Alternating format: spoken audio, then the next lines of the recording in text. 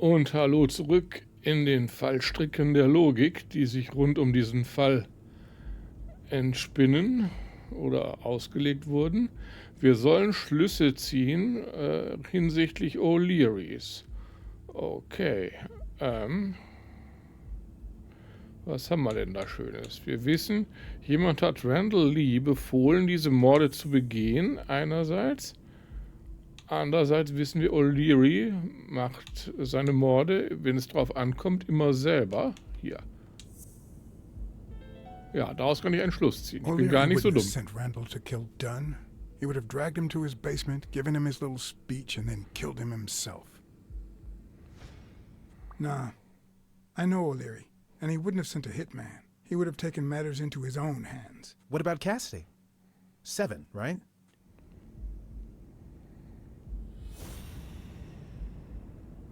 Cassidy ist ein rücksichtsloser Impulstäter. Duns Mörder hat alles sorgfältig geplant. Das passt ja auch nicht zusammen. Das würde Cassidy als Täter ausschließen. Versuchen wir es mal damit. Das ist auch hier, glaube ich, der einzige Punkt, der Cassidy zum Inhalt hat. I think it's safe to rule out Cassidy as Dunn's murderer. He seems too impulsive to have planned such a twisted crime. Whoever planned the whole thing knew the suicide theory would fall through. So he manipulated the clues to incriminate Yale. Cassidy is too impulsive to pull off such an intricate plan. So, even if you have your doubts, Mitchell is the one pulling the strings. And you know why? Because in novels, the murderer is always someone the detective knows from the beginning. Well, that could be the case in British novels. You know, where everyone in the mansion where the murder took place is a suspect. But this might just be an American whodunit, where the detective doesn't even meet the culprit until the last scene. You mean we still don't know who's pulling the strings? I didn't say that. How did it go with Helen Moore? I didn't get anything, even though it started out really well. I asked to interview her along with her boyfriend, Al Stone.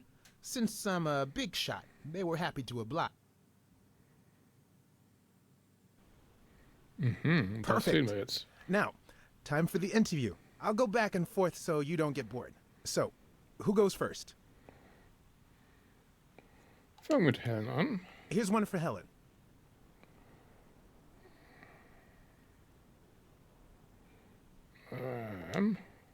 What can you say about the rumors that claim you were in a relationship with Desmond O'Leary? Oh, honey. It would be such a shame to mention that shady character in your article, wouldn't it? Well, why? I'm sure your newspaper would hate to fire someone as talented as you. Oh, okay. Okay, now. Haben wir mal ein Foto. Time for a picture. How should we pose? Macht mal Tennis versus Show me Boxen. your weapons.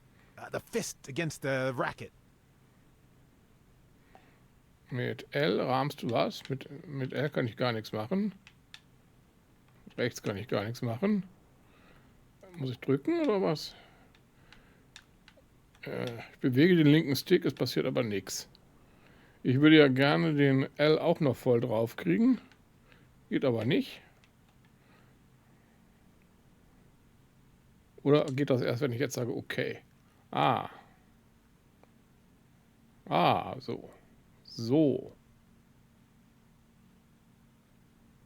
Oh, ein Foto aufnehmen. That's Dankeschön. it. Perfect. Moving on. Jetzt müssen wir mal L fragen. Here's a question for Al. Was geht Ihnen durch den Kopf? Was meinen Sie, dass wir einen Manager brauchen? Sind Sie nicht manchmal eifersüchtig? In just 12 days, the contender will try to steal your belt. Any thoughts on your fight against Yale? Yeah, sure. My Al is going to kick that thug's behind. Isn't that so, honey? Er ist nicht Yeah, der helleste. well, we'll see. No such thing as a weak rival. Nonsense. You are and will be world champion. Next question. Now what? Fragen wir mal beide was. Here's one for both of you.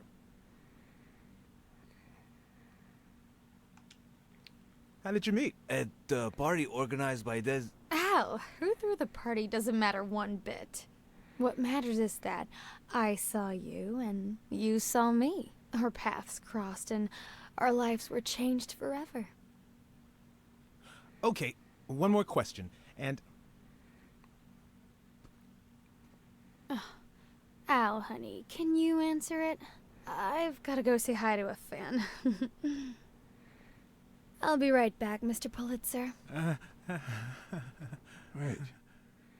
You mean she stopped smiling when that fan showed up? yeah. Could you describe him for me? I'll be able to show you something as soon as I'm done developing these pictures. And actually, I thought it was odd too. So while I continued to interview Stone, I managed to take some pictures of Moore and whoever her mysterious fan was. Weekly ist gar nicht so dumm. All right, so where were we? Einen Manager brauchen. Packt sie die Eifersucht, komm. Are you ever jealous about sharing your sweetheart with America? Well, I wouldn't say I'm jealous, but I know that someone so popular and honest can draw the wrong kind of attention. There are plenty of people who would love to put an end to her career, so it's not easy. Machen wir noch mal ein Foto Let's zwischendurch. get that picture taken. Augen zu, Kinn auf die Faust, Kopf hoch, rechten Arm hoch. Der Rücken ist mal interessant. Turn Ein around. schöner Rücken Show me kann auch those entzücken. biceps from behind. Like that? That's it.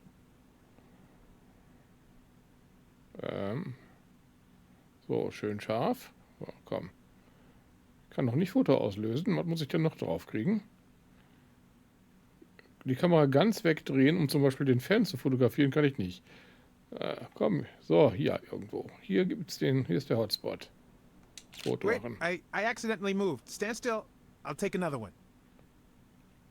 Jetzt kann, What's with me today? Don't move, please. ich konnte eine Sporttasche fotografieren. Gerade nicht mehr.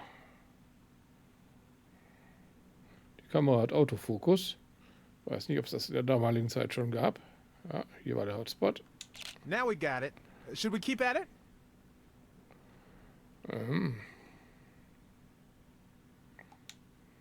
Your manager is Frank Cassidy, president of the Boxing Managers Association of New York. According to him, only boxers working with member managers should be allowed to compete.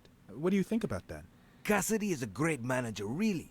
No complaints there. And the work he's putting in as president of the association is really valuable. But, I don't know, maybe in this case, Joe Dunn was right. Wait, no. Could you keep that last comment off the record? You know, on the down low. My lips are sealed. Stone hat Angst vor Cassidy. Ich möchte noch ein Foto I'm going machen to take one more, all right? und mich vielleicht nochmal verklicken. Augen zu, Kinn auf die Brust. Let's see what you think about this. Close your eyes and rest your chin on your fist. The boxing thinker. Like these? Exactly. So, kann ich hier auch ganz zufällig mit der Kamera ausrutschen vielleicht. What's up with me? Stand still. I'll take it again. So, I can't seem to get it right. Don't move. ich konnte den Typen nicht anvisieren, aber das Streichholzbriefchen. It's about time. Finally, we're all set. Wait. So, are you telling me the photos are developed? Or is that what you said to Stone? Both. Just look.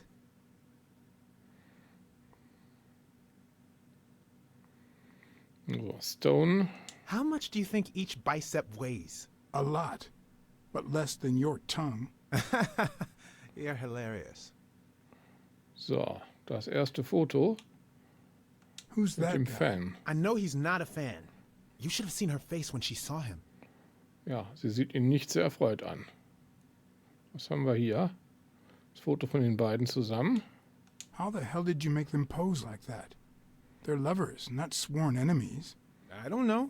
I was focused on my detective skills. The boxing thinker, the boxing poet. boxing just might turn out to be the intellectual sport of choice. Nein. Hallo. Ganz in der Ecke hängt das Bild. I think she only smokes when she's nervous. What was making her nervous? Aber wir haben doch auch das Zigarettenbriefchen fotografiert. Hotspot wechseln. Na komm. Ich wechsle mal. Habe ich noch mehr Fotos zu dieser Seite rüber? Da gab es doch noch was, genau. Da greift sie zu einem, oder es bekommt etwas, ein Tablettengläschen, würde ich sagen, und das ist ein Look at Reptilienarm. his hand. Is he pulling something out of Moore's purse? Or putting it in?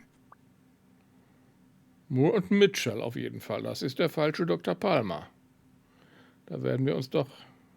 Ja, jetzt kann ich noch nicht in meine Notizen, aber wir werden demnächst in meine Notizen gucken. So, da sieht man auch tatsächlich das Echsengesicht. Und hier gibt es was zu sehen mit meinen Katzensinnen. Zum Beispiel das Streichholzbriefchen. I've seen that matchbox before. La Iguana. Das haben wir doch bei der Pokerpartie schon mal gesehen, das Streichholzbriefchen.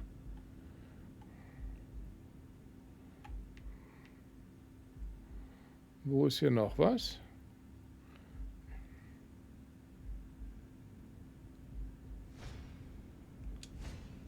Wait, that's him. Who?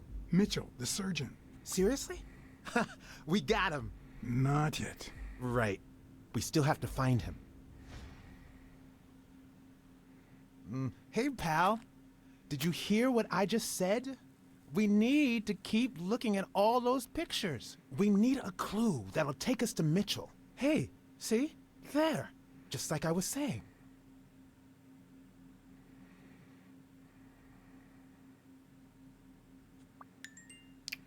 Gesammelte Hinweise lassen eine neue Schlussfolgerung zu. Ja, dann lasst mich mal schließen. Nee, toll. Das stört mich an dem Spiel wirklich, dass ich da nicht dazu komme, in mein Notizbuch zu gucken oder meine Schlüsse zu ziehen. Jetzt kommt erstmal eine Cutscene. La Iguana, eine Poolbar. Brawls aren't even the worst part of my job. Sure, you may take a beating, but at least you get the chance to defend yourself. But when you're sitting in your car all night, there's no way out.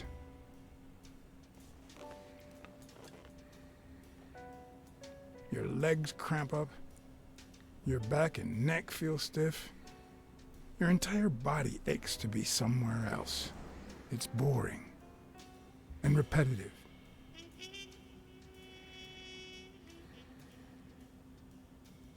Rheingold, extra dry. Ist das ein Sekt?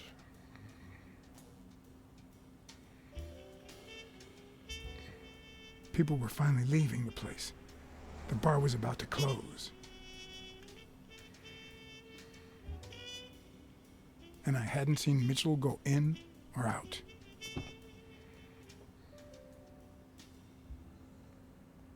I had no choice.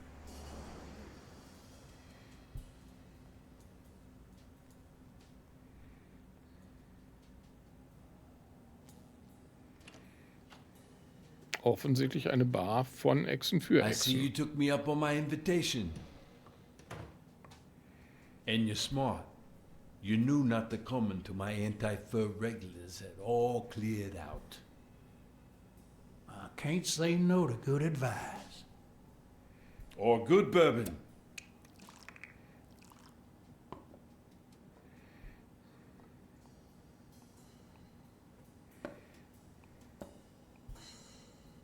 Here's looking at you, Mr.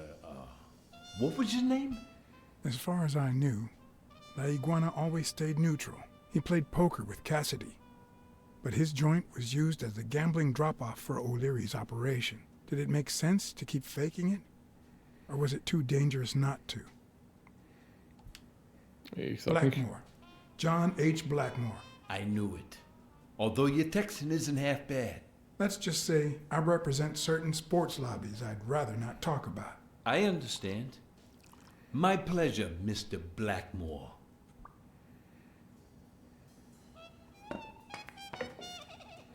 You're a natural. That sure beats your poker game. This is much easier. No one can cheat. You barely flinched when Cassidy decided to teach that ego a lesson. What do you want me to say? Ehrliches I was Bild too mal. shocked to be surprised, to be honest. The people I work for generally try to avoid these situations.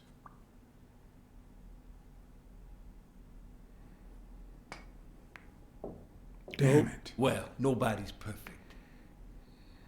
Tell me, what do you really want with Cassidy? I just don't understand your motives.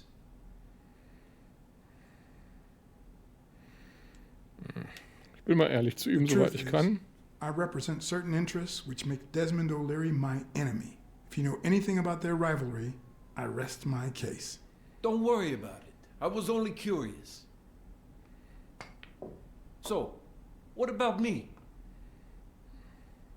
What do you want from me?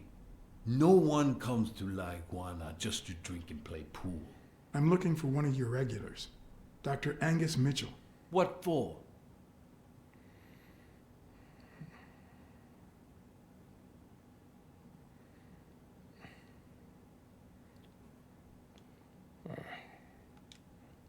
The Nichts cops are davon hat on mir his tail. gefallen. I just want to warn him. Sure. Tell you what, I'll talk to Mitchell. Come back tomorrow night. You don't understand. I have to talk to him, or else. Or else what?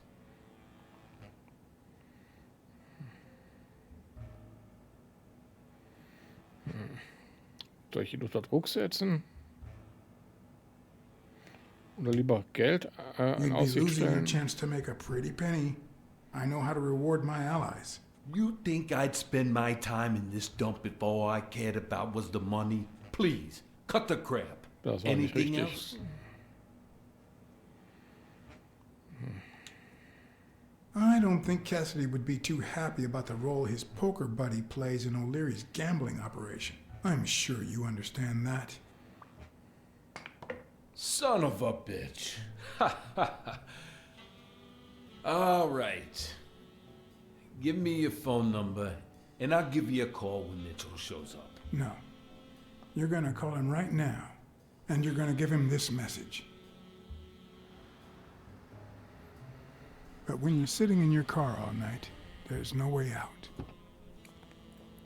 Your legs cramp up, your back and neck feel stiff, your entire body aches to be somewhere else. It's boring and repetitive. It's so bad that your thoughts spiral in a never-ending loop, like when you're stuck in your car, on surveillance duty.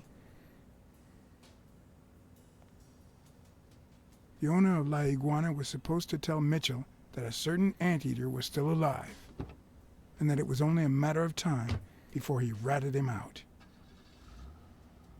With a bit of luck, that would make him nervous enough to force his hand. Now all I had to do was follow him.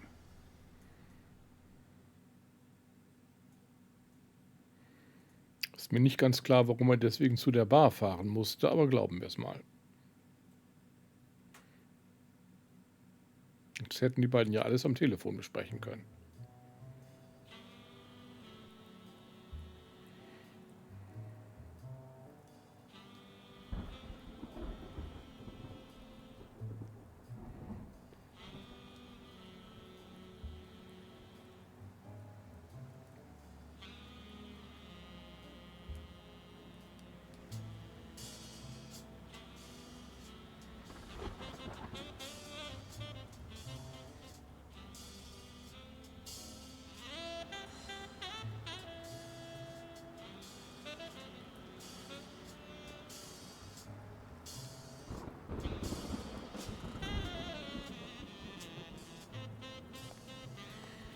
So, Mitchell alias Dr. Palmer.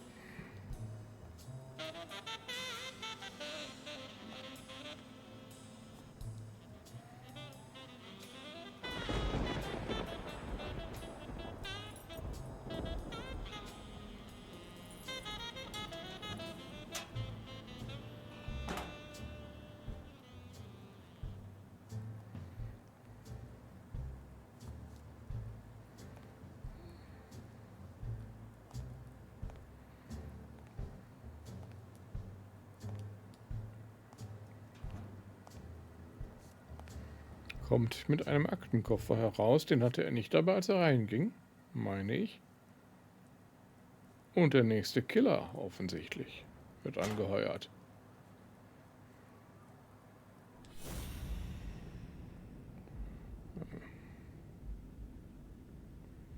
Es gibt etwas zu hören und 3 Dinge zu sehen.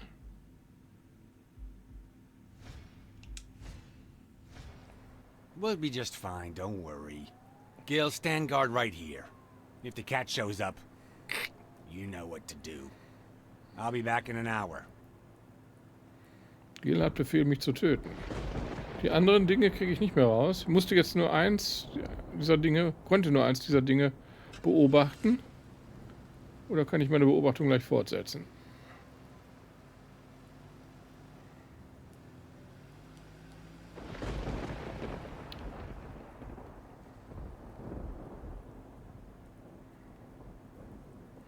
Diesmal ist es ein Pferd, kein Ameisenbär mehr. Kann ich? Ne, ich kann keine Schlüsse ziehen, nicht das Notizbuch betrachten, nix. Ich kann nur ihn betrachten. Ja, und hier kann ich noch Beobachtungen machen, an ihm zum Beispiel. Looks like things won't be easy. Okay, das Pferd vor dem Lagerhaus ist bewaffnet. Ansonsten sagen die Katzensinne hier gerade nichts mehr weiter. Ja, es gibt nur den Revolver hier zu sehen, den habe ich gesehen. Looks like things won't be easy. Aber es gab noch einen anderen Hotspot. Could I take him by surprise from over there? Although I don't know how I'd get there.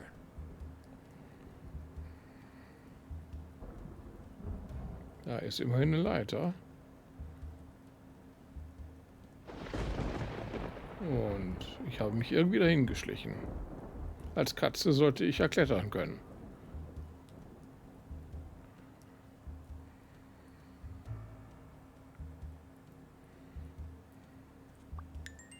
Die gesammelten Hinweise lassen Schlussfolgerungen zu. Da wollen wir mal was schließen hier. Und in meinem Notizbuch würde ich auch gerne mal wieder einen Blick werfen. Wer ist der Typ, der sich als Yales Arzt ausgibt?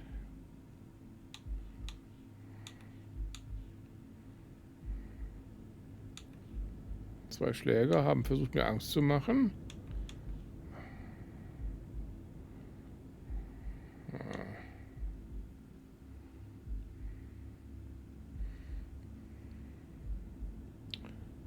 Das Pferd vor dem Lagerhaus ist bewaffnet. Yales Sohlen passen nicht zu den Fußabdrücken im Boxclub. War es vielleicht das Pferd? Nein, das ist hier total die falsche Fährte. Wer ist der Typ, der sich als Yales Arzt ausgibt? Und der einen bewaffneten Schläger auf seiner Seite hat? Nein.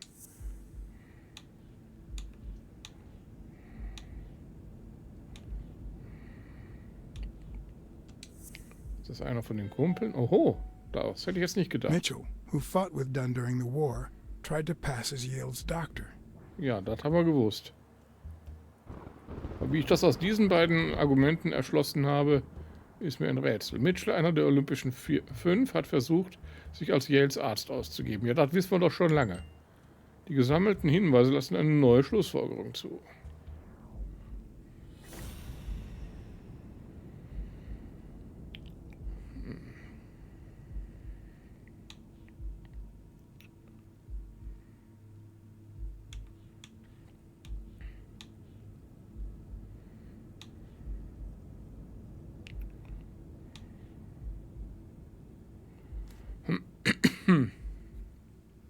Ich sehe es gerade nicht, was hier sich zu einem Schluss kombinieren ließe.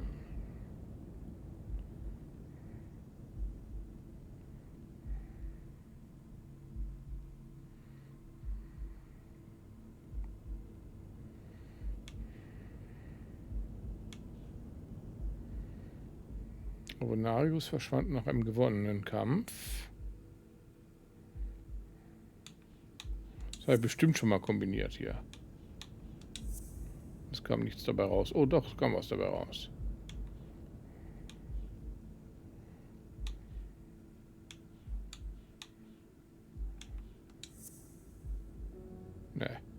Ja, diese zwei Argumente gehören zusammen, aber das dritte will damit nicht irgendwie zusammenpassen. Das hatten wir schon mal.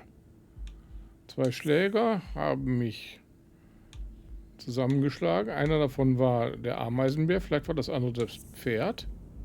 Ja. Of course, he's Randall Lee's partner. I should be careful. When they gave me a beating, I could see he was kinda trigger happy. Na toll. Ah. Die Wache vor dem Lagerhaus schießt zuerst und stellt dann Fragen.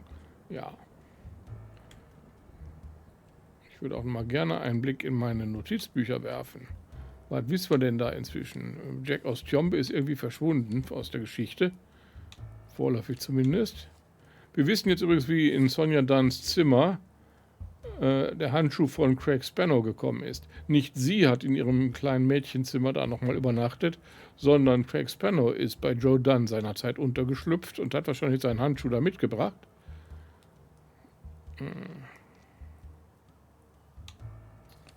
Von Bobby Yale. Wissen wir, dass er zum Kampf antreten darf. Mary Purnell ist ermordet worden. Weekly. Da er sich Cassidy ja schon vorgenommen hatte, gab ich ihm ein neues Ziel. Helen Moore. Dank ihm habe ich eine Spur, die mich zu Mitchell führen könnte. Okay. Desmond O'Leary hat wohl kaum dann umgebracht. Das ist nicht sein Stil. Er geht nicht in den Boxclub und erwürgt jemanden. Dafür hat er auch nicht die Statur. Und andererseits würde er nie einen Mord in dieser Art und Weise in Auftrag geben. Wenn es ihm darauf ankäme, jemanden umzubringen, würde er es selber machen. Haben wir schon gelernt. Frank Cassidy. Ja. Haben wir zuletzt bei der Pokerpartie gesehen. John Smirnoff, Tim Thorpe. Der falsche Doktor gab im Krankenhaus vor, Yales Arzt zu sein.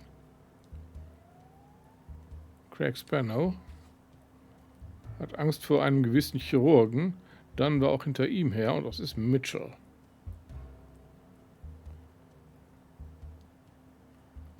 Helen Moore. Während Weeklys Interview hat sie beim Anblick eines Fans aufgehört zu lächeln. Dieser angebliche Fan war also wohl Mitchell. Und es gab einen Griff in ihre Tasche, bei der er Medikamente, vermute ich, hineingelegt hat. Farnham interessiert uns im Augenblick nicht mehr weiter. Quince wurde erschossen. Paulie vom La Iguana besitzt eine Poolbar für Reptilien und zwielichtige Geschäfte. Eine von O'Learys Einzahlungsstellen. Da wird vermutlich dann auch werden Wetten abgeschlossen. Das kann sein. Paulie hat Mitchell eine Falle gestellt, damit ich ihm folgen kann. Jo. Randall Lee. Einer der Typen, die mich angegriffen haben, hatte einen langen Rüssel. Das war er. Der andere war das Pferd. Das wissen wir. Jill, das Pferd. Mitchell hat ihm befohlen, mir eine Kugel durch den Kopf zu jagen. Hat mich zusammen mit Randall Lee verprügelt und versucht jetzt, mich zu erschießen. Oder hat er es schon mal versucht. So. Und das sind alle Charaktere, die ich jetzt noch einmal durchgegangen bin. Und dann werden wir demnächst versuchen. Weitere Schlussfolgerungen gibt es nicht, aktuell. Da bin ich ja mal froh. Aus dem ganzen Kram hier lässt sich aktuell nichts schließen. Aber während hier der Donner dunkle Entwicklungen andeutet, werden wir gleich eine Möglichkeit suchen, hier aufs Dach zu kommen und uns von oben auf Jill das Pferd fallen zu lassen und dann vermutlich hier in das Lagerhaus einzudringen, wo es irgendwelche Dinge gibt über den falschen Doktor, über Mitchell, die er uns bisher verheimlicht hat oder die wir bisher noch nicht wissen und die wir offensichtlich rausfinden wollen. Und was das genau ist, sehen wir in der nächsten Folge. Bitte schaltet wieder ein und lasst auch gerne ein Like da. Dankeschön. Tschüss, bis gleich. Ciao, ciao.